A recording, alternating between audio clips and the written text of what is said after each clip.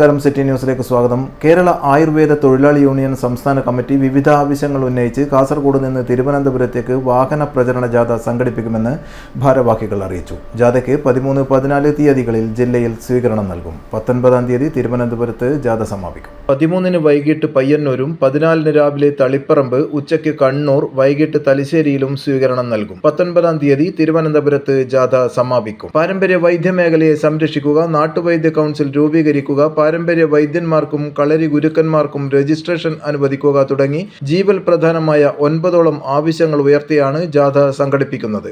ജാഥയുടെ ഈ ജില്ലയിൽ 4 ഇടങ്ങളിലാണ് സ്വീകരണം ഏർപ്പാട് ചെയ്തിട്ടുള്ളത്. 13-ാം തീയതി വൈകുന്നേരം പയ്യന്നൂരിലും, അതുപോലെ തന്നെ 14-ാം തീയതി രാവിലെ 10 മണിക്ക് തളിപ്പറമ്പിലും, ഉച്ചക്ക് 12:30 മണിക്ക് കണ്ണൂരിലും, വൈകുന്നേരം 3:30 മണിക്ക് തലശ്ശേരിയിലും ആണ് ഈ ജില്ലയിൽ ഈ സംസ്ഥാന പ്രചരണ വാഹന ജാഥയ്ക്ക് സ്വീകരണം ഏർപ്പാട് ചെയ്തിട്ട് ഉള്ളത്.